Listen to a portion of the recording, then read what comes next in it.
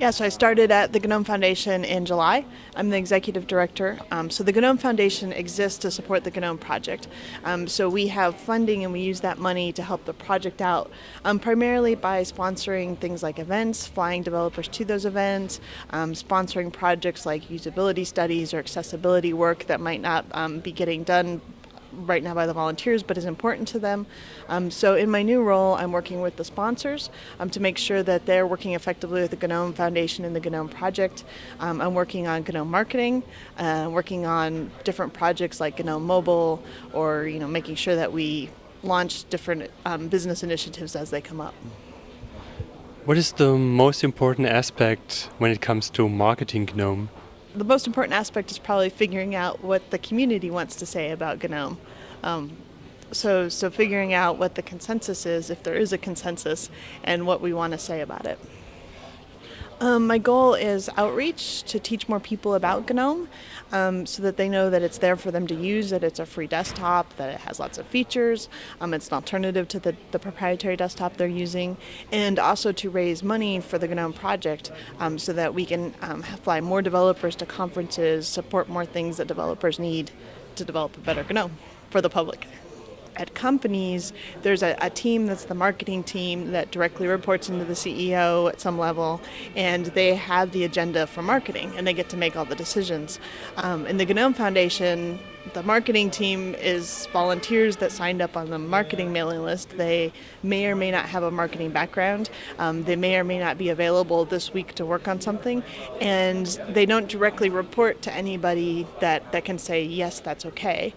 So it's very much finding people that want to work on it with you, coming up with good ideas, putting them out there to the community, getting feedback, and at some point feeling like you have enough feedback that you can say, okay, this is good, the community bought into it, we can move forward.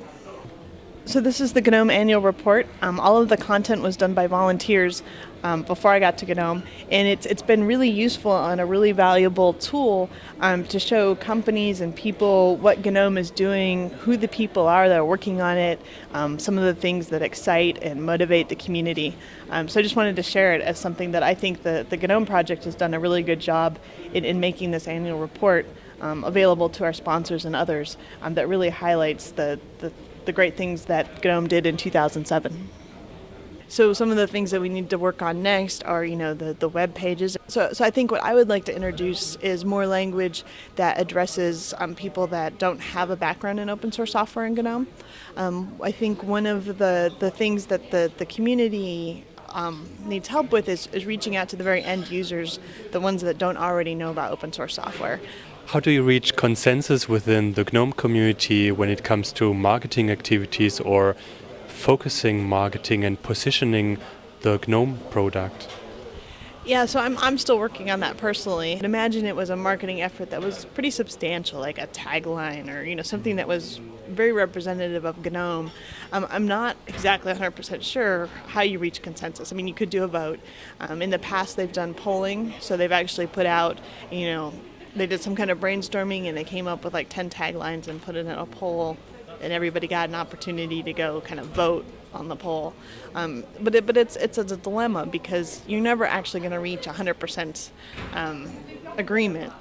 And so at what point do you decide from a mailing list that you have enough agreement to move forward? Currently, GNOME gets rebranded often by the Linux distribution, so it's not, end users don't know they're using GNOME.